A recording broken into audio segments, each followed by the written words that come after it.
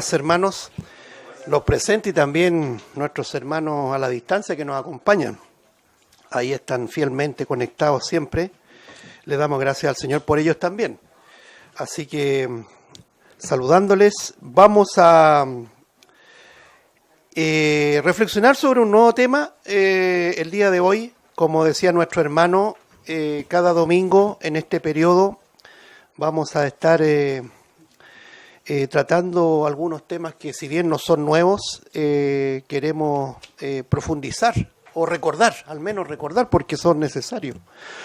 Y uno de ellos, que en algún momento lo tratamos acá de manera más detallada, son las convicciones bíblicas.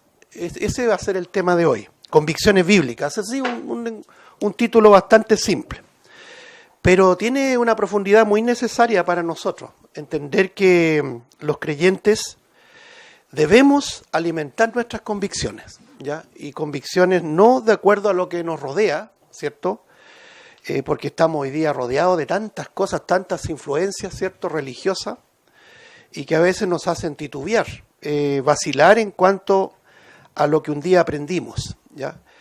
Y es volver nuevamente a la Escritura, ¿ya? Como se repite siempre desde acá, estamos en un tiempo peligroso, difícil, donde la doctrina sana, cuando decimos sana, no significa un monopolio nuestro, sino que significa presentar la Biblia tal cual está escrita, sin ningún aditivo, sin ninguna cosa que nos pueda distorsionar lo que la Biblia nos quiere decir. Hoy día estamos rodeados de influencias que no son sanas, que no es solamente la doctrina, sino que están, ¿cómo decirlo?, infectadas, no sé si es la palabra más precisa, de humanismo, ¿cierto?, de pragmatismo, de ideas que son abiertamente diabólicas, que no tienen nada que ver con la Escritura, y por lo tanto, algunos creyentes dejan sus convicciones y suman, ¿cierto?, se suman, mejor dicho, a estas corrientes que son a veces más atractivas porque hay mucha curiosidad en medio de eso, y uno debe entender que como seres humanos somos bien curiosos y queremos explorar cosas nuevas, nos aburre lo mismo. Y eso es lo que queremos reflexionar en este día, volver a lo mismo. No va a haber nada nuevo de aquí a 100 años, estoy diciéndolo en sentido simbólico, no va a haber nada nuevo. La doctrina va a ser solamente una. Pero sí vamos a tener que profundizar y específicamente echar mano a la Biblia para que en nosotros no haya solamente un convencimiento temporal o un conocimiento temporal, sino que hayan verdaderas convicciones. ¿Cuál es la diferencia, antes de dar lectura, a las convicciones, entre las convicciones al mero conocimiento? Es que el conocimiento envanece, ¿cierto? Eso es lo primero, lo dice la palabra de Dios. El que tiene harto conocimiento, en este caso teología de la Biblia, y si no está bien cimentado en la doctrina, se va a envanecer, ¿ya? Eso es un peligro. Pero también el conocimiento es voluble. Usted puede variar. Yo creía esto, pero ahora no creo en esto. Es solamente variaciones de conocimiento. Pero la convicción a usted no lo mueve nadie. Ni siquiera las influencias o las modas que puedan venir, el creyente no se mueve. ¿Por qué? Porque tiene convicciones. No es que tuvo un día un conocimiento adquirido, sino que abrazó una doctrina y esa doctrina se transforma en convicción. Vamos a hablar de eso. Los invito a abrir sus Biblias, hermanos, por favor, en Filipenses capítulo 1. Creo que este pasaje es muy útil, hermanos, en tiempos de prueba, en tiempos de autocuestionamiento, en tiempos de preguntas, dudas, como decían los hermanos, en general desde acá, en las oraciones hay gratitud, en las oraciones hay peticiones, hay aflicciones, ¿cierto? Hay incertidumbre de lo que pueda pasar. Todo eso compone el quehacer de nuestra vida. Nosotros no tenemos garantizado ni un segundo de vida, hermano. Por lo tanto, como creyentes tenemos que echar mano a las convicciones bíblicas. Y este pasaje es muy útil para echar mano cuando estemos en esos momentos en que uno se pregunta y se cuestiona, y que valga la aplicación, es muy bueno el autocuestionamiento, porque si no nos autocuestionamos, quiere decir que estamos a un paso de la soberbia. La soberbia es donde cada uno de nosotros no tiene nada de qué arrepentirse ni autocuestionarse. Eso es peligroso. Siempre hay que tener este ejercicio. Y en esos momentos aparece este texto muy decidor, que Pablo lo utiliza escribiendo desde la cárcel, ni más ni menos que desde la cárcel. Acuérdense que esta epístola a los filipenses fue escrita en uno podría decir en un hotel 5 estrellas o en un crucero, ¿cierto? En los fiordos de Noruega. No, está en una cárcel diciendo lo siguiente. Dice en el versículo 6, solamente este versículo.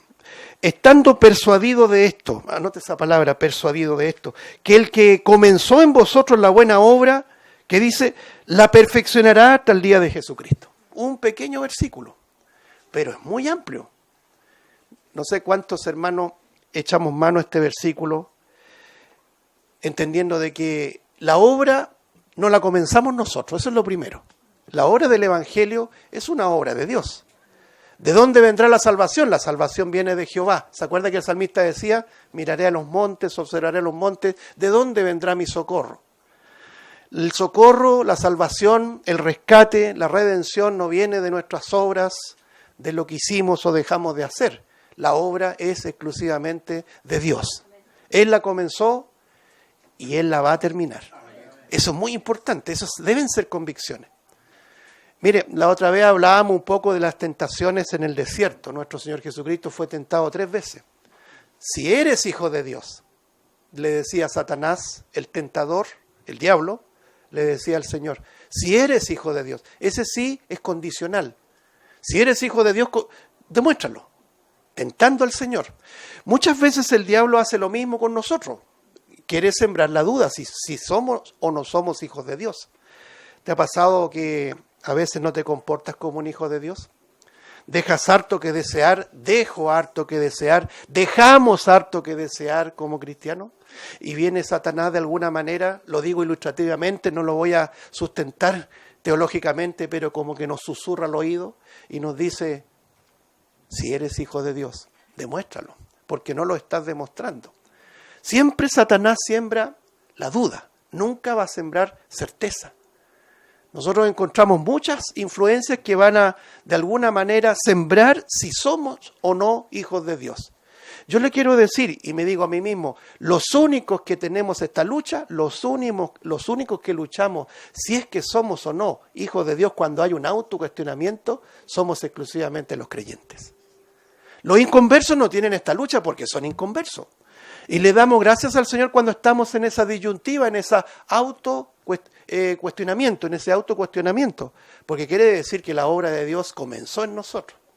Por lo tanto, vemos en el ejemplo de Cristo cómo nosotros debemos echar mano a la Escritura para fomentar, ¿cierto? Para, de alguna manera, consolidar la convicción de que sí somos hijos de Dios y que la obra no la comenzamos nosotros, sino que la comenzó Dios. Eso es lo que dice Pablo en este primer pasaje que vamos a analizar, porque dice, estando persuadido de esto. Esa palabra persuadido quedó de detenerme.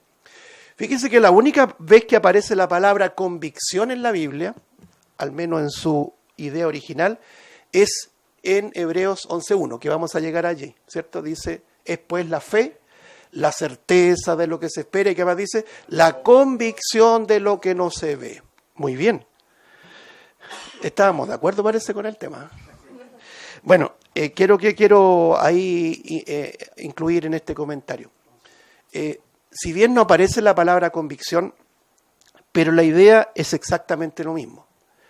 La palabra convicción significa lisa y llanamente una creencia firme, no es una creencia titubeante. Nosotros a veces nos reímos porque cuando veníamos de afuera, y cuando digo de afuera no exclusivamente del mundo, sino que veníamos de la religión. Por ejemplo, muchos llegamos con una idea de que la salvación se pierde, porque un día se nos enseñó que la salvación era condicional. Se nos dijo que a pesar de que Cristo decía desde la cruz, consumado es, ese consumado es, nunca olvide, significa está todo hecho, está todo cancelado, no hay nada más que agregar. Aún así, insolentemente decíamos, la salvación se pierde. Y de repente escuchamos la sana doctrina que nos dijeron algún hermano, alguna hermana que nos encontramos por ahí. Nos dijo, la salvación no se pierde. La salvación es segura en Cristo. ¿Quién nos podrá separar del amor de Dios que es en Cristo Jesús? Y cuando eso se transforma en convicción, usted no se mueve nunca más.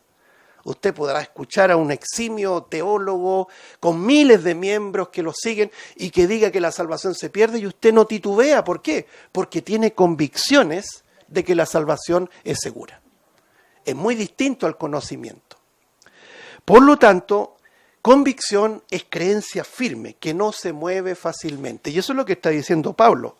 Estando persuadido, convencidísimo, como decía el Chavo, ¿cierto? Convencidísimo, en una idea superlativa, convencidísimo de que esto es así. ¿Y qué cosa es así? Que el que comenzó en vosotros la buena obra, la perfeccionará hasta el día de Jesucristo. Esta expresión día de Jesucristo significa el día cuando Él nos venga a buscar. No lo confundamos con el día del Señor, que es un tiempo de juicio, el tiempo de la gran tribulación.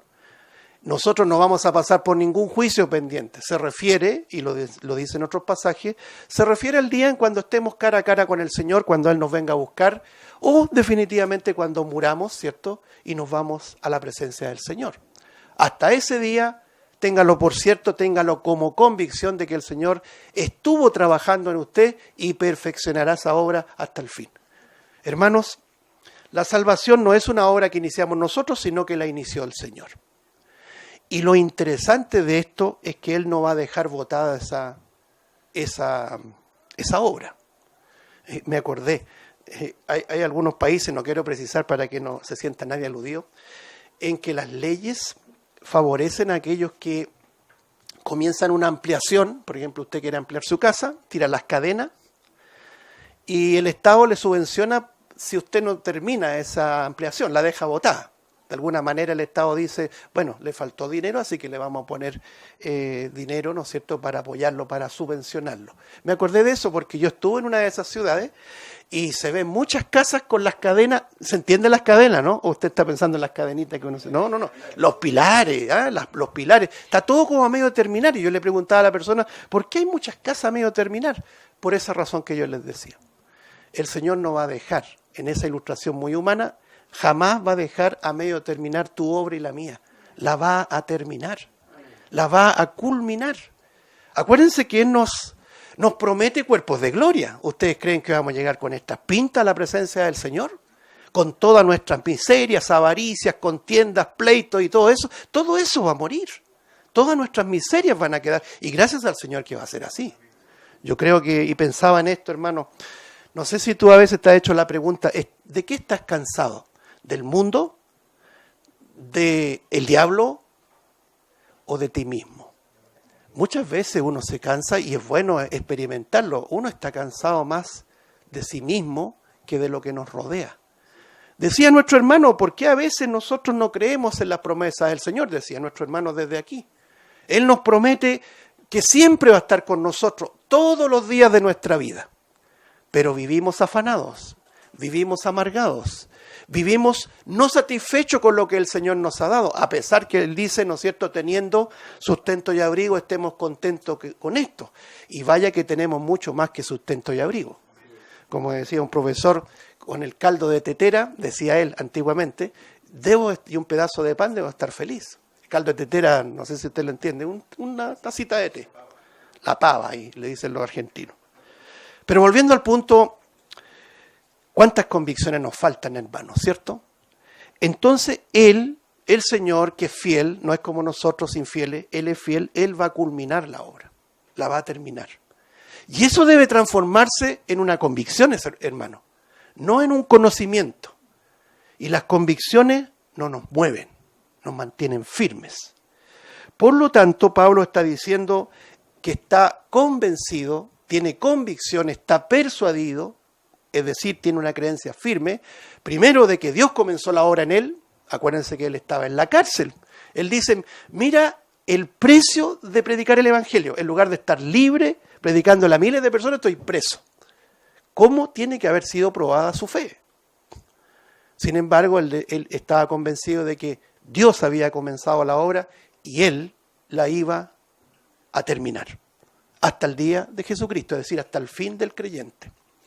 Por lo tanto, hermano, nunca pensemos que la fe es una idea filosófica de tener una creencia firme en el sentido de que si creemos firmemente Dios nos va a dar todas las cosas que nosotros estemos esperando, porque la fe también se ha distorsionado, ustedes lo han escuchado. El Evangelio se ha transformado, en lugar de una demanda como cristiano, se ha transformado en una oferta. Nota la diferencia entre oferta y demanda, ¿no? El Evangelio nunca fue una oferta, un ofertón. Siempre fue demanda. El que quiere ser mi discípulo, niéguese a sí mismo, tome su cruz cada día, es decir, muera cada día y sígame. Eso no es oferta. ¿Quién va a comprar esa oferta? Eso es demanda. Por lo tanto, los creyentes son los únicos que van a perseverar en esa convicción. A pesar de que las cosas no anden muy bien, las convicciones te arrastran, te empujan a seguir perseverando en medio de un terreno no alisado, no en un oasis, no con palmeras ni viento a favor, sino todo muchas veces en contra. Pablo es un gran ejemplo. Pablo es un gran ejemplo de convicciones y de perseverancia. Ahora, eso va de la mano. Las convicciones producen en sí mismo perseverancia.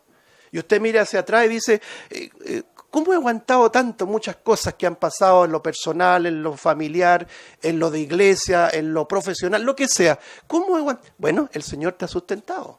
Esas son convicciones que deben estar hechas y forjadas ahí, ¿no es cierto?, en nuestros corazones, en nuestra voluntad. La idea de la palabra convicción apunta a demostrar a todos los que nos puedan oír que nosotros hemos creído en un Dios veraz, que cumple sus promesas, a pesar, y escúcheme bien, a pesar de que usted no pueda demostrar empíricamente, es decir, en la práctica, decir, mira, aquí está Dios, velo. La gente dice muchas veces, muéstrame a Dios y yo voy a creer. Vámonos a Hebreos 11, por favor, hermano. Un pasaje también que usted conoce muy bien. Hebreos capítulo 11. Mientras lo buscan ahí, la idea entonces de convicción es persuadir, estar persuadido, estar convencido, ya tener una creencia firme que no se va a mover fácilmente. El apóstol Pablo le decía a los tesalonicenses, respecto a una doctrina en particular, le decía que no se dejaran, no sé si usted se acuerda, se dejaran mover fácilmente de vuestro modo de pensar. ¿Se acuerda? Le decía Pablo a los tesalonicenses, porque las circunstancias que estaban viviendo ellos no eran fáciles. Una de las cosas, una de las características de los tesalonicenses, porque Pablo se lo dice a los tesalonicenses, a ver, primero en un contexto histórico, antes de leer Hebreo un poquito. Acuérdense que Tesalónica estaba ubicado en una región griega, que era la región de Macedonia, donde se caracterizaba no por la prosperidad de las iglesias, sino por la profunda pobreza. Eran iglesias muy pobres.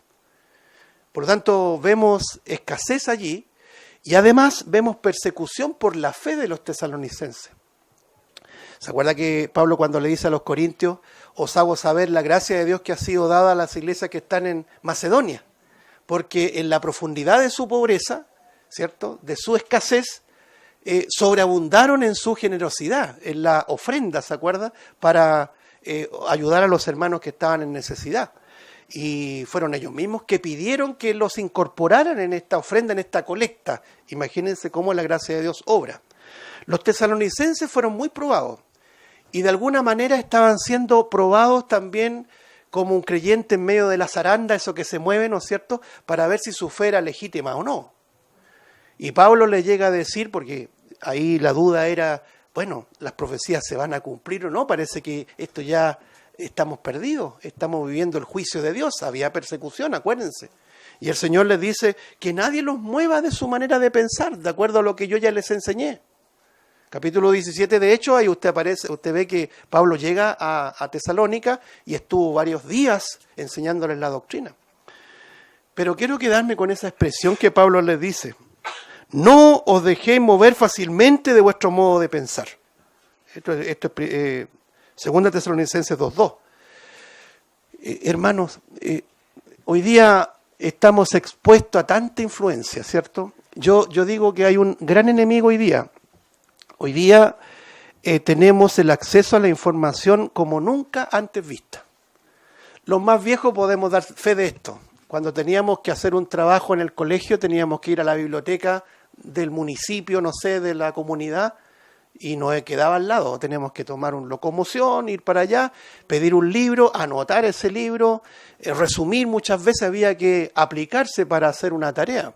Hoy día los jóvenes, sin menospreciar a los jóvenes, les dan una tarea para la casa y ni siquiera Google, si Google ya quedó en la historia. Ahora, ChatGPT, ¿no es cierto?, inteligencia artificial, hazme la tarea de biología, y le hace la tarea de biología. Y se la presenta al profesor, y el profesor también revisa las pruebas con inteligencia artificial, por mano. Y la iglesia no está ajena a lo que estamos viviendo. ¿Por qué digo que es un enemigo? Porque la Biblia no se lee. La gente quiere aprender de algo y escucha un videíto por ahí en TikTok o en YouTube. Y las influencias que nos están acechando, asediando, son fuertes, hermano. Yo siempre le digo, usted es libre de escuchar y leer lo que usted quiera, pero primero lea la Biblia para que tenga discernimiento. Por lo tanto, Pablo también se lo dice a los tesalonicenses: no os dejéis mover fácilmente de vuestra manera de pensar, ni os conturbéis ni por espíritu, ni por palabra, ni por carta como si fuera nuestra. Es decir, convicciones arraigadas exclusivamente, hermano, en este libro. Que el Señor nos ayude. Vamos a Hebreos capítulo número 11, por favor. Mire lo que dice acá. Hebreos 11:1 dice, esta es una conclusión, esto es conclusión. La fe, la certeza de lo que se espera, la convicción de lo que no se ve. Una frase también escueta, directa, pero tremendamente profunda. Ahora, esto es lo que nos distingue del mundo. El mundo no cree. Puede tener vestimenta de creyente, puede ser fiel a todas las reuniones, pero si no ha nacido de nuevo, el tal no tiene fe. Por lo tanto, no espera nada, ni tiene ninguna convicción. Anda por emociones, anda por cosas compulsivas, humanamente compulsivas, pero no tiene fe. La fe se sostiene en una creencia firme que el Señor ha puesto, porque Él comenzó la obra, espero que se vaya entendiendo, a tal punto de que se transforma en una convicción de lo que no vemos. Porque cualquiera de nosotros podría decir, bueno, muéstrame el cielo, yo creo. ¿Cómo le mostramos el cielo a un inconverso? ¿Y por qué nosotros lo creemos con tanta fuerza? ¿Por qué nosotros creemos en un Cristo que nunca hemos visto y no lo vamos a ver hasta que estemos glorificados en su presencia? ¿Por qué creemos de una manera firme? Porque Dios puso en nosotros, en los creyentes, sin ser mejores, sin ser los más devotos, puso convicciones. Por eso que es triste cuando uno ve personas que puedan estar muchas veces en una iglesia y vuelven atrás. ¿Y por qué vuelven atrás? Porque nunca han nacido de nuevo. Pero ahí no podemos hacer nada. Podemos tener todo el cariño del mundo, podemos expresarle todo el amor y la comprensión del mundo, pero la obra la comienza Dios y la termina Dios. No podemos fabricar creyentes a la fuerza. Por eso hay cierto pesar muchas veces, padres que sufren por sus hijos, porque sus hijos no creen. Pero la maravilla del Evangelio es que también nos da esperanza. Mientras haya vida y esperanza. Y el Evangelio es una semilla. Usted la puede haber sembrado hace 10 años y quizás en 10 o 15 o 20 años más va a fructificar. No limitemos la obra de Dios. Dice acá, es pues la fe, la certeza. Esa palabra certeza, lo hemos dicho en otras oportunidades, puede ser traducida como sustancia. Cuando usted exprime un limón, ¿ya? Para una ensalada rica, ¿no es cierto? Una lechuguita, usted toma un limón, usted no le tira el limón ahí a la ensalada. ¿Qué es lo que hace? Lo parte y lo exprime. Ese zumo, esa sustancia, es lo que se utiliza del limón. Ni la cáscara ni el ollejo. No me vaya a decir si yo también me como la cáscara y el ollejo, ese es otro tema. ¿Eh? Una tía se tomaba unos tecitos con la cáscara del limón, ya, pero eso no me arruine el ejemplo. No, lo que quiero señalar, el zumo, la sustancia, nosotros tenemos una sustancia, una esencia de nuestra esperanza, que el Señor ha puesto en nuestros corazones. Los únicos que esperamos a nuestro Salvador somos los creyentes. El mundo no espera un Salvador, espera un Salvador pero pequeñito. Nosotros vemos una convulsión social hoy día, la gente quiere elevar estos tipos de anticristos, ¿cierto? Estas personas que son salvadoras, que de alguna manera pueden redimir el mundo. Esperan en un hombre, esperan en un sistema, esperan en un color político, ¿no es así? Pero los creyentes, por pura gracia, esperamos ver presencialmente al Salvador. Es decir, tenemos una sustancia de esperanza. Nuestra esperanza no es vana. Uno podrá decir como ser humano, ¿por qué el Señor no se manifestó de una buena vez y se acabó esta historia? Cuidado, Él es soberano, no nosotros. Él hace como quiere, lo decía nuestro hermano, Él está sentado en un trono y hace como Él quiere. Porque podríamos decir, nos salvó y nos lleva a su presencia y felices para siempre. Nos salvó, pero nos tiene en este mundo, en medio de pruebas, en medio de aflicciones, en medio de incertidumbres, porque nosotros somos personas que hemos sido objeto de la gracia de Dios, persuadidos por el Espíritu Santo, con convicciones, a tal punto de que tenemos una sustancia, una esencia de esperanza. No necesitamos que nadie nos confirme nuestra esperanza. No necesitamos un arqueólogo que nos diga, mira, descubrí los restos del arca de Noé. Ah, por eso voy a creer ahora. No necesitamos de eso. A veces nos alegramos cuando hay hallazgos, descubrimientos, pero eso no es nada comparado con lo que el Señor puso en nosotros. Esencia de esperanza, certeza, fuerte, no titubeantes. Esa es la primera parte, pero la segunda parte, lea usted, la fe es, ahí está la palabra, convicción, es decir, una creencia inamovible. Convicción, no de algo que vemos, sino de algo que no vemos. Ahora, note usted que esta palabra convicción también puede ser traducida como demostración de las cosas que no vemos. ¿Cómo usted demuestra que Jesús es real? ¿Cómo usted demuestra que el Evangelio es para nuestra salvación, perdón de pecado, justificación? ¿Cómo nosotros demostramos a un mundo incrédulo que Dios es verdadero? Tenemos el testimonio escrito de la palabra de Dios. Y usted dirá, bueno, es que yo lo he hecho y la gente no cree. Enséñeme usted cómo la convenzo. No tenemos la capacidad de convencer a nadie. No tenemos la capacidad de ponerle, forzar a una persona para que crea, ¿no es cierto?, en lo que nosotros ahora creemos. Esa es una obra que comienza Dios y la termina Dios. Sin embargo, nuestra predicación es demostrar por la Escritura que Dios es verdadero, que Dios es real y que Dios, aunque no se vea, existe. Y un día estaremos con Él para siempre. Fíjese lo que dice el versículo 2. Aquí vienen las razones. Versículo 2, porque por ella, por la fe, alcanzaron buen testimonio los antiguos, es decir, dieron testimonio de su fe, los antiguos, echa mano a los personajes del Antiguo Testamento. Mire cómo lo dice el versículo 3. Por la fe, entendemos haber sido constituido el universo por la palabra de Dios, de modo que lo que se ve fue hecho de lo que no se veía. Para nosotros no está el debate creación versus evolución, ¿ya? Ustedes saben que los grandes bloques que están disputándose la verdad son los creacionistas, es decir, los que creen que todo fue creado por un Dios todopoderoso. Eso es lo que creemos nosotros, ¿cierto? O hay alguien que no cree eso. Bueno, y los otros son los evolucionistas, que todo esto ha ido en una evolución, que partió de un disparo inicial, de una explosión inicial, lo que le llaman el Big Bang, temas que siempre estamos recordando desde acá.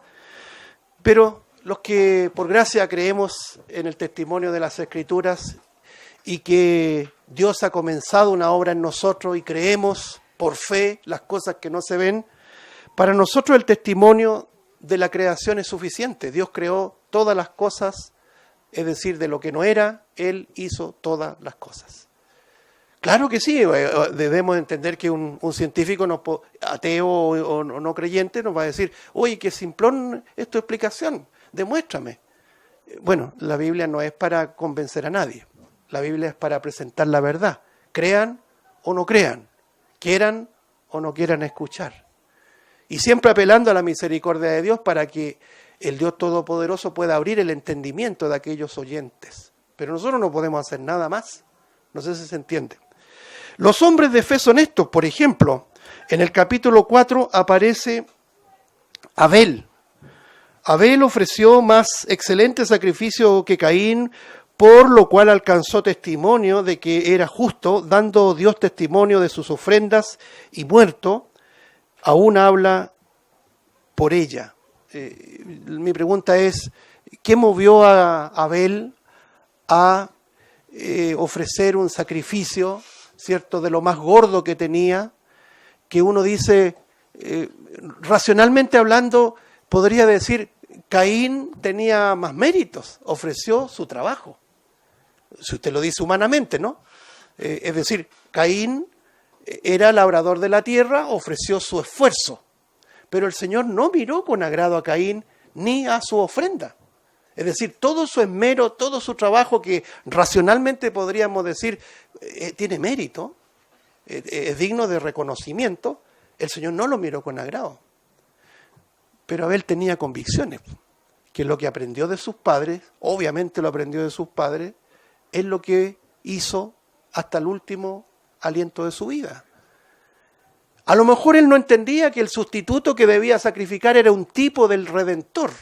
O a lo mejor sí, no dice la Escritura. Puede ser que sí, no vamos a debatir eso. Pero Abel dio testimonio de que creyó que ese sacrificio agradaba al Dios Todopoderoso. Por eso que Dios miró con agrado a Abel y no a Caín, ni a su ofrenda. Es decir, Abel, un hombre con convicciones. Versículo 5 tenemos otro personaje, no lo vamos a nombrar todos por causa del tiempo. Por la fe, Enoc fue traspuesto. Esta palabra traspuesto significa ser llevado en cuerpo y alma. La palabra traspuesto aparece 3 veces aquí, mire. Por la fe Enoc fue traspuesto para no ver muerte, y no fue hallado porque lo traspuso Dios 2 veces. Y antes que fuese traspuesto 3 veces, tuvo testimonio de haber agradado a Dios. Este Enoc también es muy particular. Este aparece en el libro de Génesis. Usted ve que Enoc no hace nada. No hay obras. Uno dice, ¿cuál es el legado de Enoc? Su fe y su convicción. Caminó con Dios, tuvo familia, todo lo que pasa con nosotros también. Nosotros, por más creyentes que seamos, tenemos nuestra vida familiar, nuestra vida terrenal, pero creyó a Dios, caminó con Dios y de repente desapareció porque Dios le llevó. Un tipo también, ¿cierto? Un tipo, un modelo de lo que es la iglesia peregrina, que está en medio del mundo pregonando la fe de Jesucristo, el Evangelio, y un día va a desaparecer. Aunque muchos nieguen eso, eso va a ocurrir. La iglesia es un grupo de peregrinos, de extranjeros que caminan con Dios, que hacen su vida, por supuesto, pero que caminan con Dios, que creen a Dios, que tienen convicciones y un día desaparece, va a ser traspuesta la iglesia para no ver más este plano terrenal.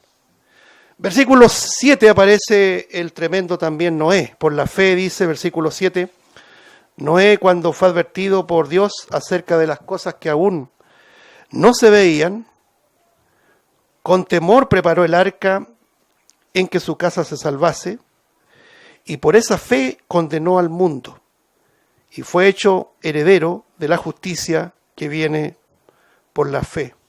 Me llama la atención esta expresión de Noé que dice acerca de cosas que aún no se veían.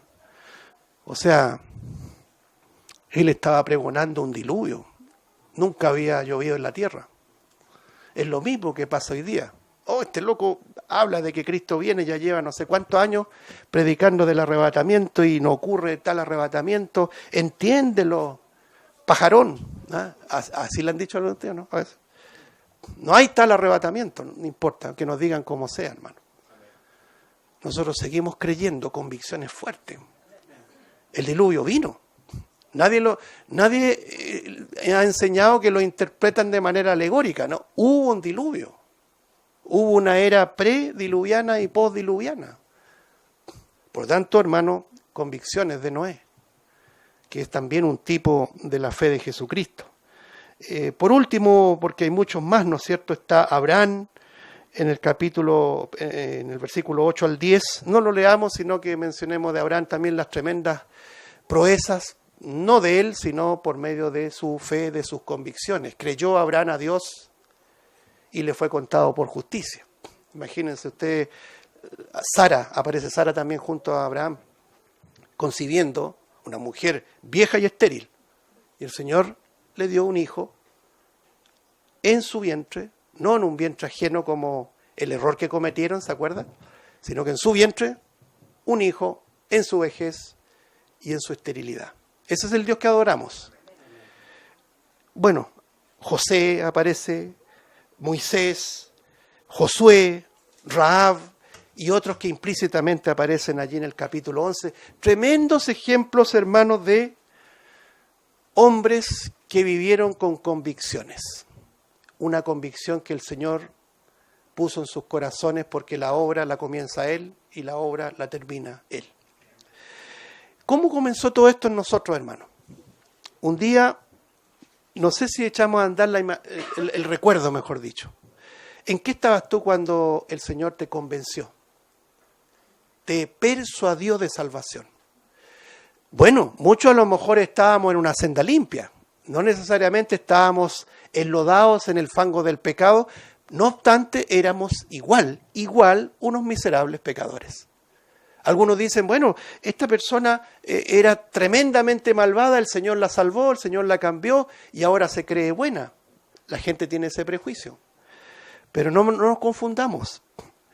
El pecado es más allá de lo que nosotros hicimos o hacemos en el presente. Es de nuestra condición de pecadores. Por ejemplo, antiguamente se predicaba el Evangelio de esta manera, cuando daban testimonio y en las calles decía, yo era un alcohólico perdido y el Señor me rescató. Bueno, uno dice, gloria a Dios que eso pasó. Pero no solamente Pablo dice, nosotros no nos predicamos nosotros mismos, sino que predicamos a Cristo y a este crucificado. Sino que el tema más delicado es que muchas veces hay un convencimiento de una vida moral, un cambio de vida moral, como también lo efectúan los testigos de Jehová o los alcohólicos anónimos. Y yo he conocido testimonios de alcohólicos anónimos de personas que, ya que puse ese ejemplo, de personas que eran alcohólicas y después cambiaron. Pero eso no los hace salvos. Que quiero señalar, hermanos, que nosotros en la situación que estuviéramos en el pasado, antes de Cristo digo, antes de nuestra conversión, éramos pecadores miserables. Sea que usted estaba en el cieno ahí, en el pecado con los cerdos, o que tenía una senda limpia, una vida ordenada, con una buena vida moral, una vida cívica. Todos éramos pecadores. Y en esa condición un día el Espíritu Santo vino y nos persuadió. Esa es la conversión, una persuasión divina. No es un convencimiento humano.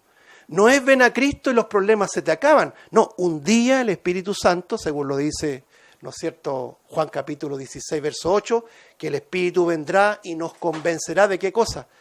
De pecado, de justicia y ¿qué más? Y de juicio. Un día el Espíritu Santo nos persuadió. Y de ahí viene una base de convicción en nuestra vida que nunca más va a cambiar. Aquí puede venir alguien que diga, no, mire, no es solamente la fe de Jesucristo, sino que hay que guardar el día sábado. O hay que restringirse de algunas comidas. O hay que guardar días. O hay que, qué sé yo, sacramentos. El Hijo de Dios está persuadido. No me venga con eso porque Cristo es todo suficiente. Esas son convicciones, aunque nos digan, tú eres muy cismático, muy cerrado, muy obtuso, lo que sea. Las convicciones bíblicas se vuelven intransigentes. No se puede transigir. Cristo murió en la cruz y antes de morir dijo, consumado está. ¿Lo hizo todo Él, sí o no? Y si lo hizo todo, ¿por qué vamos a someternos a esclavitud de legalismos y de cosas que en definitiva eclipsan la obra todo suficiente de Cristo. Ahora, no tenemos que jactarnos de eso, de ser tan obtusos, pero lo digo en el sentido positivo, en cuanto al Evangelio y solo el Evangelio.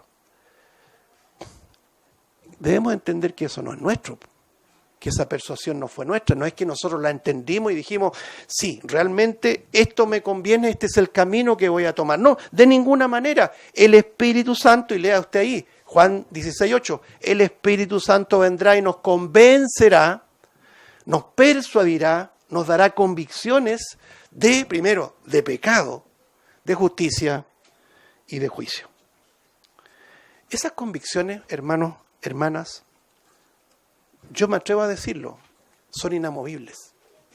Por eso que un creyente no puede ser un apóstata, nunca podría transformarse en un apóstata. ¿Han escuchado algunos predicadores que dicen que un creyente puede volverse apóstata?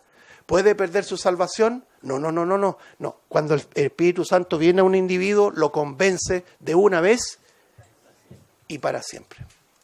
Por ejemplo, Pablo le dice a los tesalonicenses, por lo cual también nosotros sin cesar damos gracias a Dios, dice Pablo, de que cuando recibisteis la palabra de Dios que oísteis de nosotros, mire, escuche bien, de ahí le doy la cita, la recibisteis no como palabra de hombres, sino según es en verdad la palabra de Dios, la cual actúa en vosotros los creyentes. Esto es 1 Tesalonicenses, capítulo 2, versículo 13.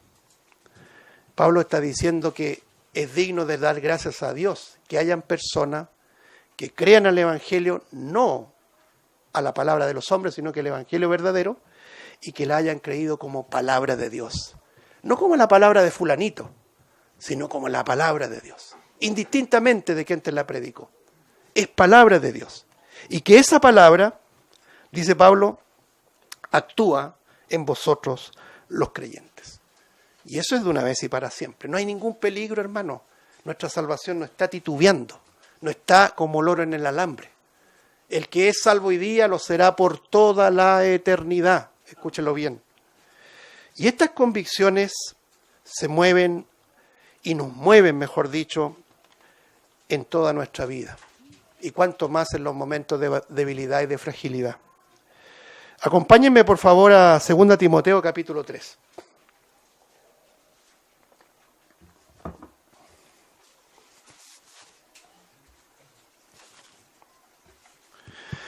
Mientras buscan ese pasaje me acordé de un gran escritor de la década del 90, incluso de antes. Los que han leído a lo mejor les suena este nombre, Jan Hanegraaff. Jan Hanegraaff escribió un libro en la década del 90 que se llamaba Cristianismo en Crisis. Un excelente libro, todavía lo conservo. Pero después de años Jan Hanegraaff se volvió al hinduismo, hermano. ¿Lo puede creer? Apostató. Entonces uno dice, un creyente puede después de años de defender a Cristo, de presentar a Cristo, decir, ya no es Cristo, sino que Buda el que me salva. Usted como creyente podría decir, ¿qué pasó con él? ¿Perdió la salvación? Bíblicamente no podemos afirmar eso. Lo que tenemos que decir con tristeza, por supuesto, no es sinónimo de alegría. El hombre nunca había nacido de nuevo, porque un creyente no puede apostatar, no puede volver atrás. Esa es una característica del creyente. Pase lo que pase, nunca el creyente verdadero va a negar que la única vía, el único camino para ser salvo es Cristo y solo Cristo. Y eso ha pasado frecuentemente en las últimas décadas.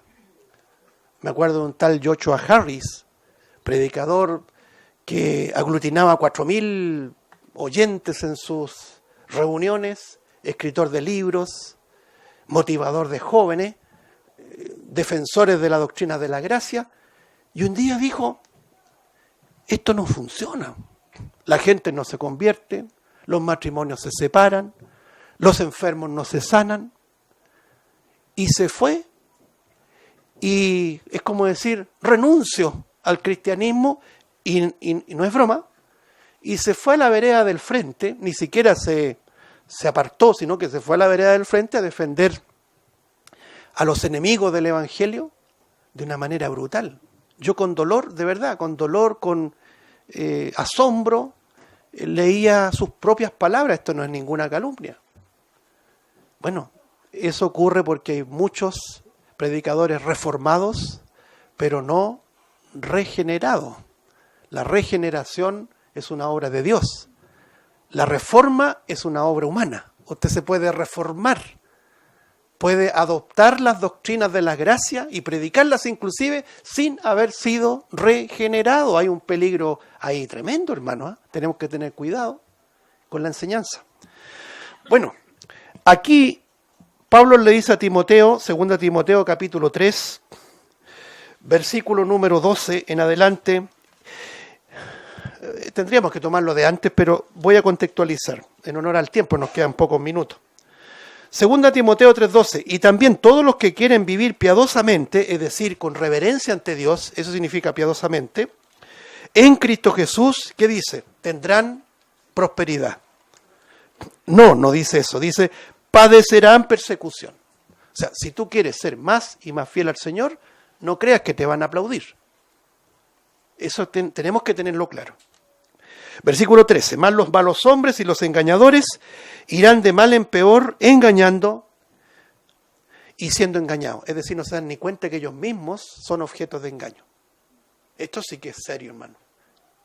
Usted se preguntará mucho, muchas personas que hoy día son de fama, predicadores, que enseñan barbaridades, usted dice, bueno, ¿son creyentes o no son creyentes?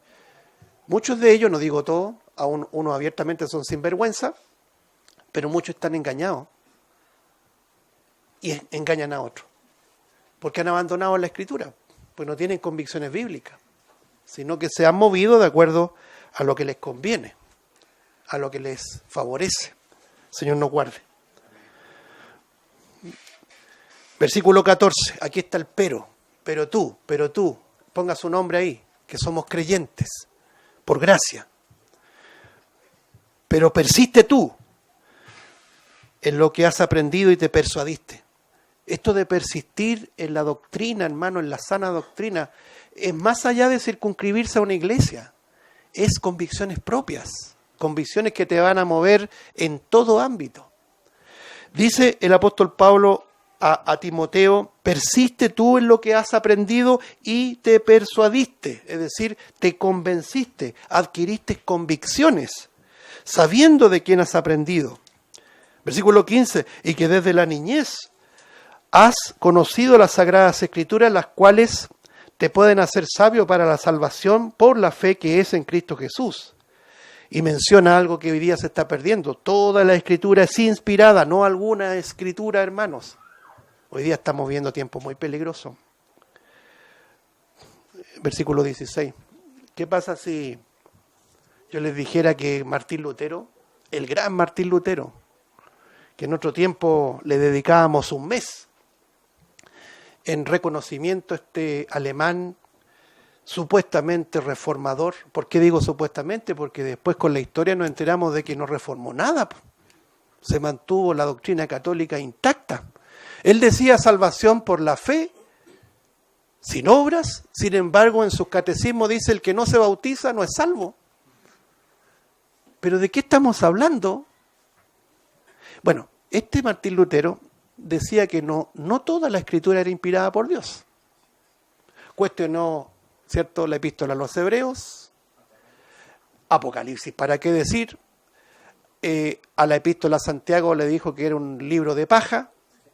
Cuestionó la epístola de Pedro, la de Judas, en fin.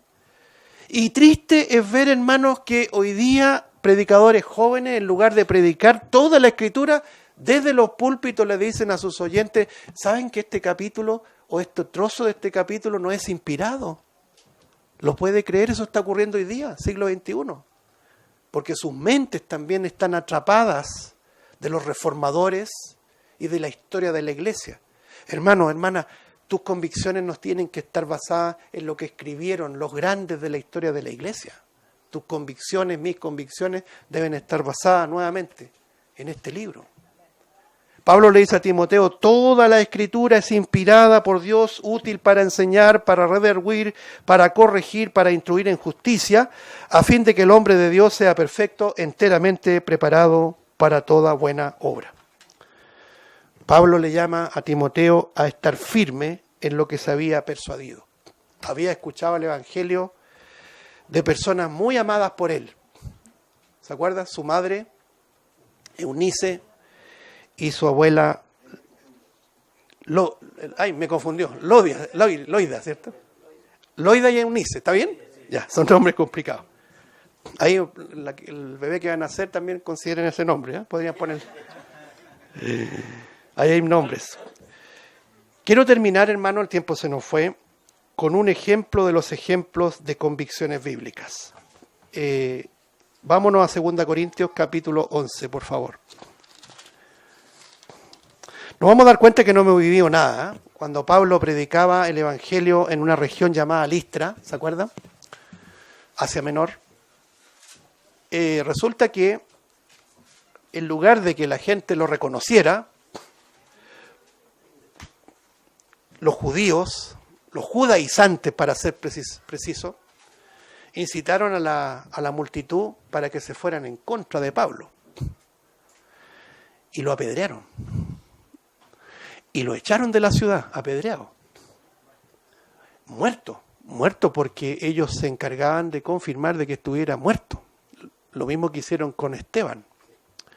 Lo tiraron fuera de la ciudad, pero resulta que Pablo vivió. Salió de entre... Imagínense usted una rumba de piedra y Pablo sale de entre las piedras.